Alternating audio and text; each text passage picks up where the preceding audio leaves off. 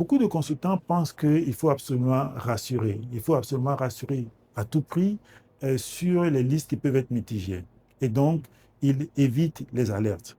En réalité, c'est une erreur, dans la mesure où un cabinet crédible ne va pas dire forcément que tout ira bien, mais il va le dire de manière professionnelle, ce qui peut être faisable, ce qui peut bloquer, ce qui peut être mitigé, ce qui peut être sécurisé. Il doit donc apprécier et sécuriser et indiquer les méthodes, les démarches, le moyen de pouvoir mitiger et sécuriser le risque. Il ne doit pas ignorer le risque.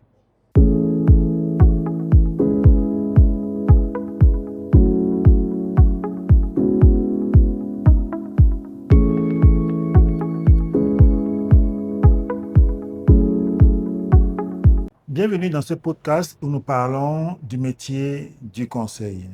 Je suis Didier Akoué, directeur du bureau d'études AC Expertise, basé à Yaoundé au Cameroun.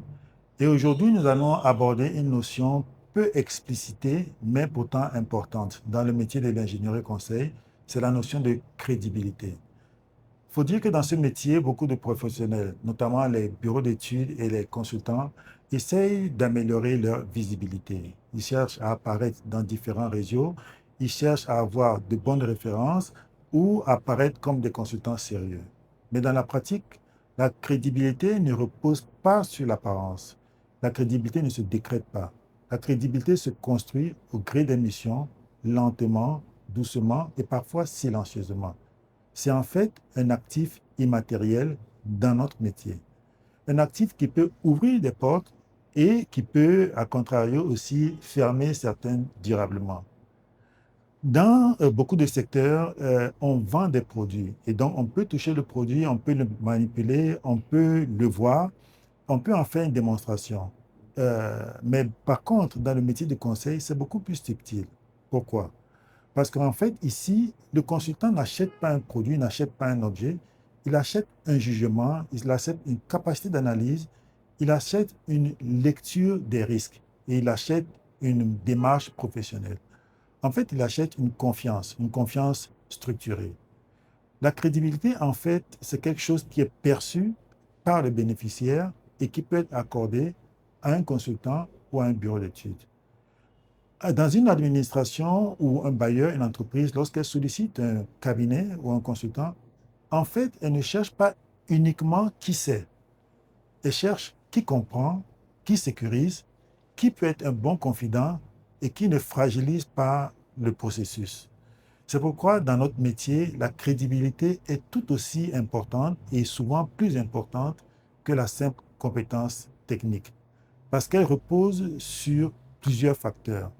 Le premier facteur pour être crédible, c'est la cohérence intellectuelle. Le consultant crédible, c'est d'abord un consultant cohérent. Cela signifie qu'il n'évolue pas, il ne change pas de position au gré des interlocuteurs. Il peut nuancer, il peut ajuster, mais il ne va pas se contredire en permanence. Cette cohérence intellectuelle, c'est la capacité à maintenir une ligne de raisonnement solide, dépendamment des différentes options. Un consultant sérieux, crédible, peut reformuler des recommandations, mais il doit pouvoir, ces recommandations, l'expliquer, il doit pouvoir la défendre techniquement. Un consultant peu crédible qui dit quelque chose dans une réunion, dit autre chose dans son rapport et dit une troisième chose en aparté, finit par être peu crédible. Parce qu'en fait, ce dont a besoin le bénéficiaire, c'est une stabilité dans la pensée. Le deuxième point pour avoir de la crédibilité est peut-être banal, mais très important, c'est le respect des délais. Un consultant, dans notre métier de conseil, respecter les délais, c'est vraiment un point capital, c'est un point stratégique. Ça envoie un signal fort qui indique que nous sommes capables de tenir nos engagements. À l'inverse, un cabinet, même s'il est brillant, qui renvoie toujours la production de ses livrables à plus tard, cause une situation opérationnelle d'insécurité. Dépendamment des projets, il y a certains projets sensibles pour lesquels l'insécurité peut coûter cher. Cette insécurité, précisément. Les retards peuvent coûter des glissements en termes de validation, des tensions avec le bailleur, des blocages administratifs, des pertes de confiance des parties prenantes. Donc, la capacité à pouvoir tenir des délais, c'est une question de réputation, une question de crédibilité. Un autre point pour renforcer la crédibilité tout aussi important, c'est la qualité constante. C'est très important dans la mesure où un consultant ou un bureau peut faire une bonne prestation une fois. Mais la crédibilité, ça ne repose pas sur un coup d'éclat. Ça repose sur la capacité à livrer de manière répétée une bonne prestation. Cela veut dire des analyses rigoureuses, une bonne structuration de la pensée, des livrables propres tout le temps.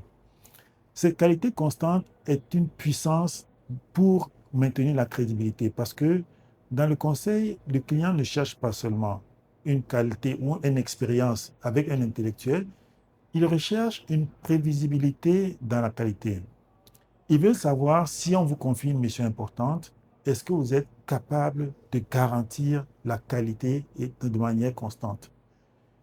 Le quatrième point, c'est celui de la transparence sur les risques. Beaucoup de consultants pensent qu'il faut absolument rassurer. Il faut absolument rassurer à tout prix sur les listes qui peuvent être mitigées. Et donc, ils évitent les alertes. En réalité, c'est une erreur, dans la mesure où un cabinet crédible ne va pas dire forcément que tout ira bien, mais il va le dire de manière professionnelle, ce qui peut être faisable, ce qui peut bloquer, ce qui peut être mitigé, ce qui peut être sécurisé. Il doit donc apprécier et sécuriser et indiquer les méthodes, les démarches, le moyen de pouvoir mitiger et sécuriser le risque. Il ne doit pas ignorer le risque. La crédibilité est donc un élément très important. Maintenant, allons plus loin. Pourquoi la crédibilité constitue un actif stratégique et pas seulement une qualité morale pour un consultant ou un bureau d'études? Parce qu'en réalité, la crédibilité détermine le type de mission qui peut être confiée à un cabinet. Un cabinet peu crédible peut avoir naturellement des missions simples, périphériques ou peu sensibles. Mais lorsqu'un bailleur ou une administration ou un client, une entreprise recherche ou a une mission délicate, eh bien, elle va chercher un bureau qui est crédible, qui a la capacité de pouvoir structurer ce type de mission, qui va réaliser ces missions dans les délais et qui va avoir une structure précise sur la question de mitigation des risques. C'est ça qui est un cabinet ou un consultant sûr.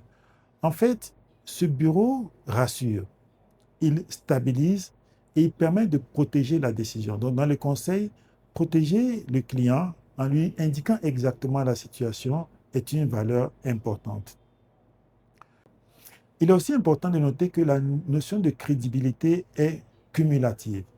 Elle se fait réunion après réunion, elle se fait mission après mission, livrable après livrable, après chaque mission, après chaque document envoyé, après chaque posture professionnelle.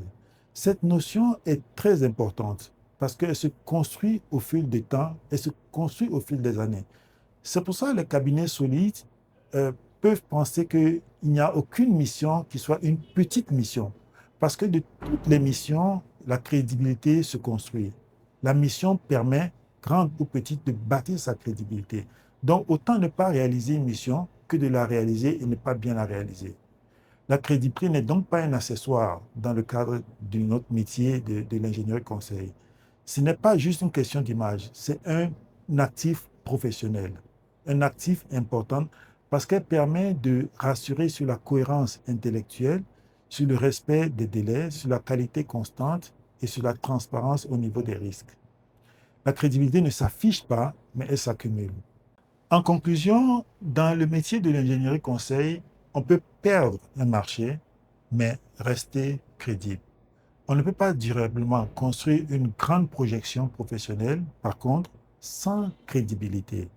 Et cela, en fait, ce qu'il faut retenir, c'est que chaque mission renforce ou affaiblit la crédibilité. La vraie question n'est pas donc simplement de dire si nous sommes compétents. La vraie question, c'est de savoir si nous sommes suffisamment fiables pour qu'on nous confie des missions importantes. Je vous remercie.